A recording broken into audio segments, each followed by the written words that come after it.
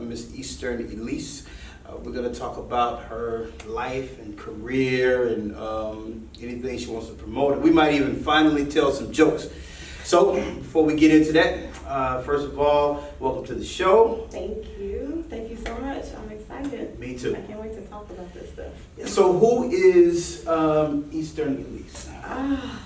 Who isn't Eastern Elise? No, seriously. I'm a lot of things, but like most importantly, I own that because of my universe. So I'm an Aquarius. Okay. And so like by nature, I'm like automatically connected to things that are just different, so that it's more knowledge, more attainability to grow and expand. So I want to know everything. So what isn't Eastern is closer to the thing, because I'll do anything once just to make sure, except for dangerous stuff. Like I don't believe I'll ever jump out of a plane. Okay. Or bungee jump. Or anything like that dangerous that I will effectively gamble my life away. I don't believe in that stuff. But outside of that, yeah, I'll try anything once just to say, at least I can say I don't like it affirmatively, or I do like it affirmatively. Okay. But I want to make a fair decision. Okay. So who isn't Eastern is more clear. Okay. Eastern Elise is a mother, though, of 3 beautiful, amazing kids. They're actually 17, 10, and 4. Okay. When I say that, everybody's like, 17? I'm like, yes.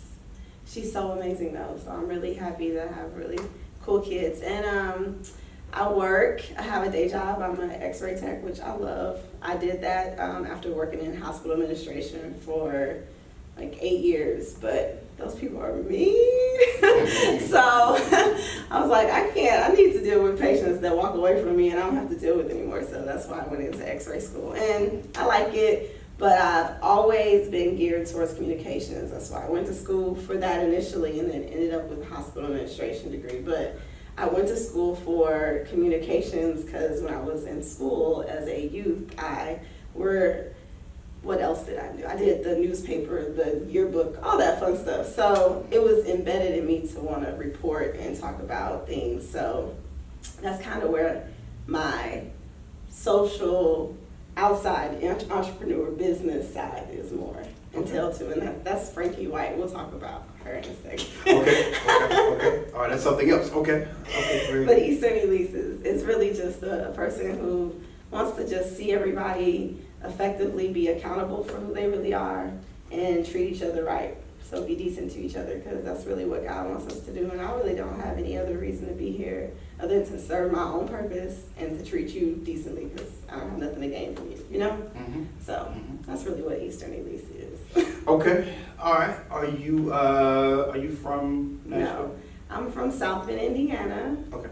Whoop, whoop, SBI, Notre Dame. Sorry. I was born in South Bend, and then I moved away for a few years. My mom, she loved to travel, so we traveled. And we lived in a few other states, and then we came back to Indiana, and that's where I graduated high school, but I left immediately and came to TSU as well. And then I've been here, I stayed here until 2004. And then I left, and then I went to go stay with my family because my grandmother was ill and I wanted to be there. And I was there until she passed, and then my mom had like an unfortunate health scare for like the worst reasons, like 6 months later, right after losing my grandmother, which was like my ace boom coon. Her name is Easter, Okay. like the holiday, but she's named after her aunt. And I wasn't necessarily named after her, which I can explain as well. Okay. But yeah, South Bend is where I'm from. I love South Bend. The food, the kind of how I dress and mentality is Midwestern type style, but more diverse because of the traveling. But outside of that, I love being from there. But I like Nashville. I've been here for 13 years. Okay. Consistently since I moved back. Okay. So what do you think about the growth? I think that there's still so much more, only because the diversity is not, and I come from a place that's very culturally like sound, like you can go to Chicago, it's 45 minutes on the train and be in a place where you can go from a museum that teaches about African American culture to Indian culture to world culture, like, or art just expanding in like different genres. And so I came from that place, and going to concerts was a youthful thing to me, and like these day and ages it's now more available, but then it was available to me because that's how my mother thought, you know, culturally. Like my favorite poet is Nikki Giovanni. Okay. Love her. Toni Morrison. People who are just corely real. And James Baldwin. So like I like that type of like rawness, reality. I was able to watch Richard Pryor when I was young, and Eddie Murphy and Martin. Like I wasn't sheltered or nothing like that. My grandmother listened to Wu-Tang, real life. Okay. So like, I just wish that like Nashville would start recognizing that they do have that need to feed that here as well. And it's coming in the communities within themselves, but like more citywide, you know, exposure or acknowledgement of the fact that these necessarily need to be more, you know, city community based, so that the whole community can feel what these cultures are trying to celebrate or just invite to the culture of Nashville. So like I wish that would be more paid attention to. Sometimes I feel like it's like, oh, this is what's really good going on right now, and then we focus on that, and then we lose focus of the other things that are really good around that as well. So if we could just say we can compartmentalize and pay attention to everything, then let's do that and give a lot of more attention to the greater part of our culture. You know, like the African Street Festival. Yeah. It's still not big enough. You know what I'm saying? Like that is an amazing event. Yeah. Like they have amazing performances, the food is amazing, great vendors, and it's just still very small-y community-based, like, you know, the community around it or those who know about it, you know? Right. Yeah. Stuff like that. Okay. All right. Very good. Okay. So, how do you get into looking at X-rays? How do you decide to shift into? Well, I mean, you already have to have a degree of either an associate's or higher, because they used to not let that be the case. You can go to a school that allows you to get both at the same time. Okay. But for other programs that are more financially sound, like the one I went to, you already had to have a degree. Okay. And I did, and so then you go to this program and it's completely hospital based, so it was 2 years of complete clinicals. I would go to work from 8 o'clock to 4 o'clock, just like everybody else, and I was not getting paid nothing for it. Dedication, and I paid them $10,000 for it. But I had it already paid for, so when I graduated, I didn't have no debt, I didn't have no student loan. I had my other student loan from previous college, but not that. So, I mean, it was a really great program. It's actually very hands-on in any program that you get into in X-ray, because they want you to actually know what you're doing, and it's more physical than mental. So I think it's a really good field if you have that capacity or endurance, because you will get tired very fast. So if you are not in any hospital field job, it's like doctors, nurses, techs, technicians, anyone, excuse me, sorry, but anyone in that place, they're going to be working in a very high-paced, fast-paced like field. So if you like that and you can handle it, I think it's a great field. Okay. And it's actually just 2 years. It's not even that long. It feels longer once you're in it, but once it's over, it's over. Okay. Yeah. All right. I asked that question just in case somebody thought that was interesting. And was It's a trying to great figure out. field, and if you want to get into it right after high school, it's really easy and quick. 20 years old, you have a career. Okay. And some programs even allow you to do, so there's modalities within X-ray, just in case anyone wants to know. So you can be in X-ray, or you can be in CT, or you can be in MRI, or nuke med, or PET scan, just different types of things, ultrasound. So some schools allow you in your last semester to transition over to a specialty modality. So then you instantly go straight into that specialty, making way more than you would have made if you had to go back to school for that. Okay. So look into that also. Okay. All right. I didn't know any of that. I'm glad you shared that with us. Inside knowledge. Yeah, absolutely. Okay, so entrepreneurship. When you hear that word, what do you think? Struggle. Struggle. If anybody tells you different, they're lying to you. Like, you can have the greatest idea, and I think that even the greatest idealist or person who came up with the most amazing concepts will tell you that it is a struggle to get people to believe that it's valid, because they're either going to believe it's not real, or you're not either capable of attaining it or it becoming true or whatever. So you're going to deal with that. Then you have to deal with really believing in if this is something you want to do, because it's going to take you and that alone to get through this, like literally. And you're going to hear a lot of no's, disagreements, and all types of things that are going to be deterrents, but you should be very focused on if this is what you want, because entrepreneurship is a struggle, especially when you're starting out, because you're already at the bottom. You're either under or at the bottom, because you're either invested in, so you're under, or you're at the bottom, you don't have anything invested in, you don't know how to get it off the ground. So once you get there, at least to the point of like, oh, it's moving, it's levitating, it starts to still be a struggle, because you get somewhere and you have to fall back, and then you get somewhere, and sometimes you have to get somewhere and then fall back and get back there. It's so many unvariables.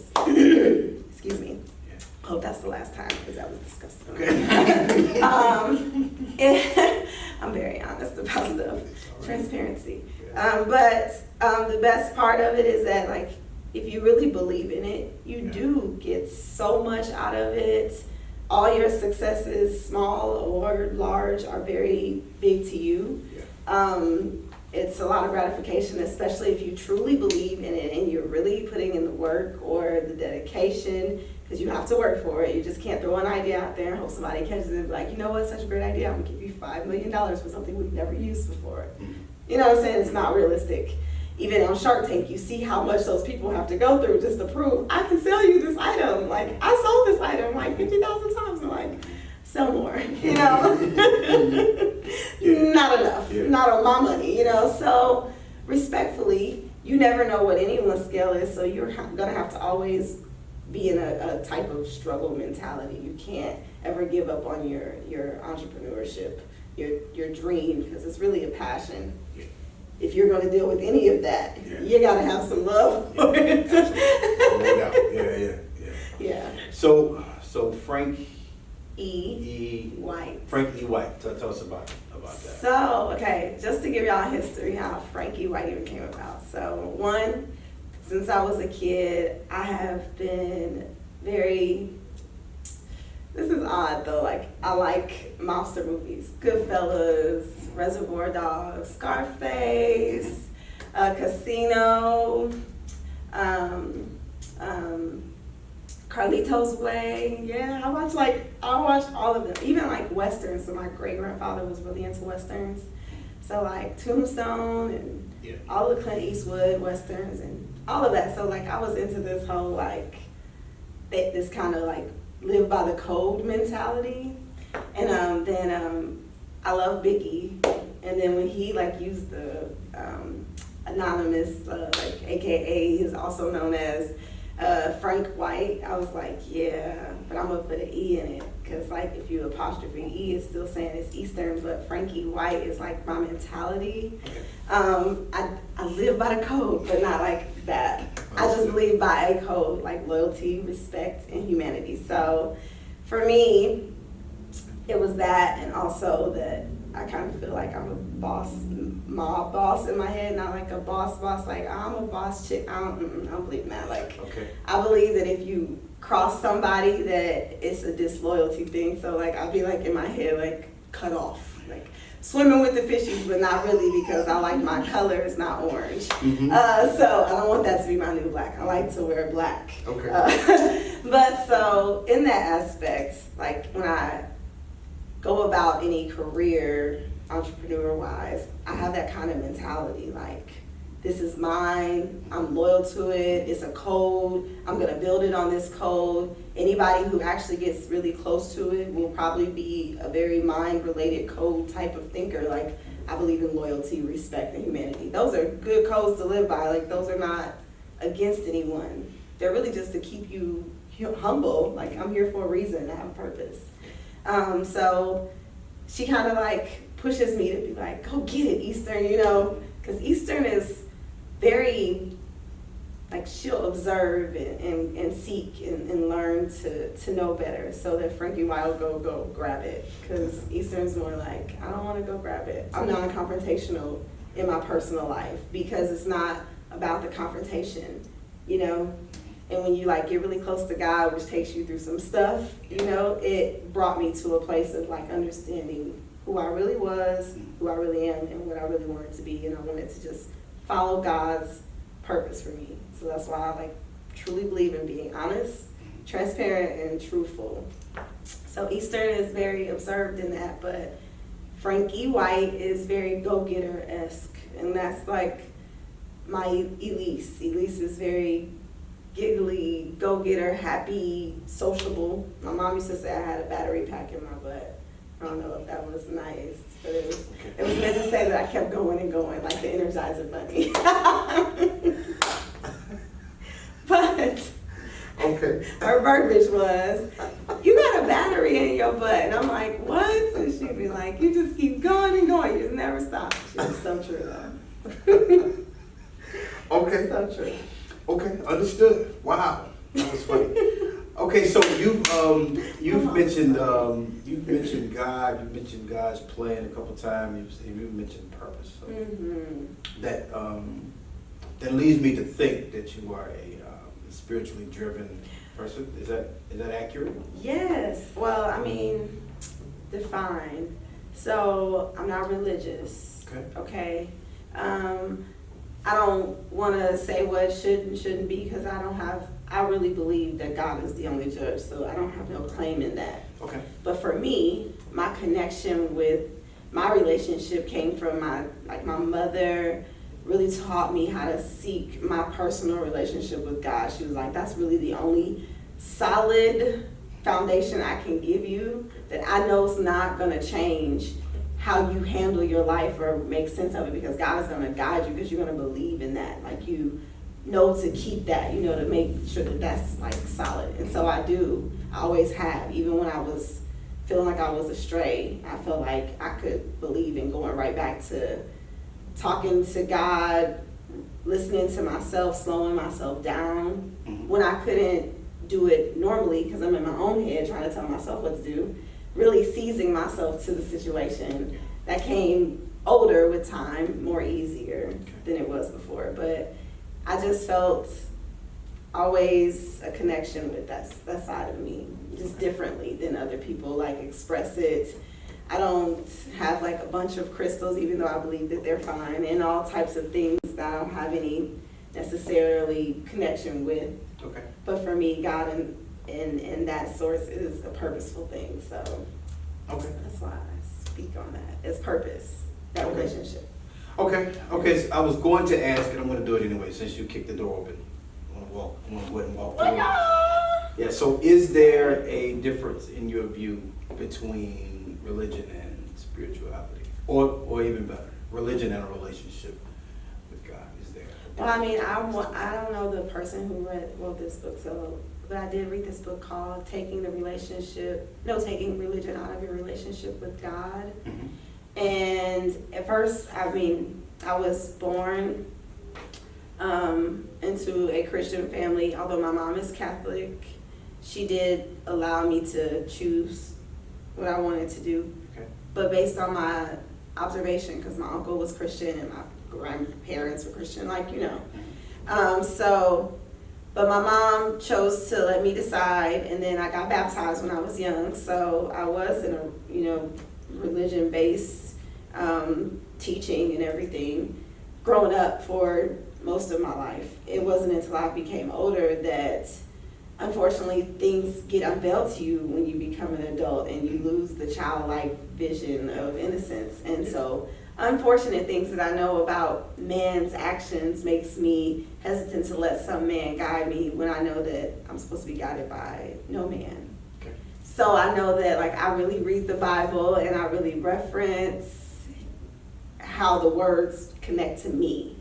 And I don't want anyone to transfer that, I guess. So think the difference for me is just I listen to my heart more so than other people's mouths. Okay. That came from so much life experience, which is so tough to break down, but it did come from so many experiences that collectively I just decided that I will listen to people who I know are genuine, but if I'm not meant to receive it, which, you know, that book, not just that book, but all of the, you know, things that I've been learning have taught me that knowing that relationship doesn't need to be transcribed to you, because you know it for yourself. So it's like, why would I let someone tell me what I should be feeling when I know what I feel anyway, you know? Mm-hmm. So that's the difference for me in religion. I feel like some people, you know, in our community treat it like the church is God, and it so says that you shouldn't be, you know, doing that. You shouldn't be worshiping. And you hear some people talk about their church or their pastor in such a worship type of way, and you're like, you do know this person is human, or you do know that this is a material thing that you don't get to take with you. Like, all of that does not matter. I mean, it matters because this is a vessel for the message that you may need to hear. But at the end of the day, you're putting them above something that they don't get, not from the God you're learning from, you know. So I don't resonate with that type of environment. So it's hard to sift that out. You'd have to visit every single church in the city to try to figure out who's actually like giving message solid from their heart to their mouth, you know. And some, I believe they really are, but it's just different for me. All right, so before I let you go, is there anything that you want to promote, anything that you got going on? Okay, well, okay, so as I talked a little bit about things, I have a business, and my business is a styling and image brand consulting business called Eye on You. Okay. It's Eye on You Image and Brand Consulting. It's the legal name, because you know you gotta get legal in this world. Gotta pay your taxes. But Eye on You is a styling company I started because I have been personal styling people for like 5 years now. Okay. I've been modeling for 17 years. I started modeling when I was 17, should tell you my age. Well, I mean, yeah, around then. Okay. And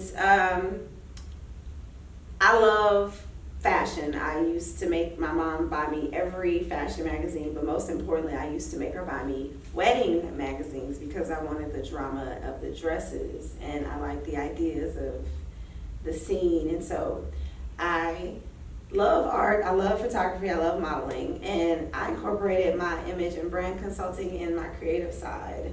I've always been into the creative. And so I put those together, and then I do like to see people feel good about themselves. Genuinely, I hate to see anyone down on themselves. I hate to see and hear a woman say, oh, I can't do that, I'm too this, or I don't want to do that, it's too that. It's so damaging to all you are still necessarily able to do. And when I take someone's business that they love and they care about, and they tell me what they want it to look like, I want it to look like the best 4D Ultra HD movie IMAX thing you've ever seen, and that's how I incorporate. I do my own styling, I do my own creative directing. Every photo shoot I've ever done has been creative directed by me and styled by me and concepted by me. I get great photographers that work well with me. We collab together. It's been amazing. So that made me do this, and I want to invite that to other people who want to rebrand their brand or who want to build their brand, because some people, although they have a business, haven't necessarily connected a brand or an image to their business, and they love this business. So I want to give them some visuals so that they can use it for whatever visual campaigns they may need that provides them promotions and opportunities to make bigger sales, better, visual aspects. And this is a visual world right now, so why not feed into what is working for you? One of my favorite shows is Sex and the City. Okay. And Samantha, not my favorite character, Carrie's my favorite character, but Samantha has this boyfriend that is a movie star, and he has this weird step up to being popular, and he doesn't understand the flow. Like, well, why do these people not understand? I'm a real person and I'm an actor and blah, blah, blah. She's like, you have to feed to whatever is feeding your audience right now. And if visual is feeding people right now, then that's how you get out here. That's how you attain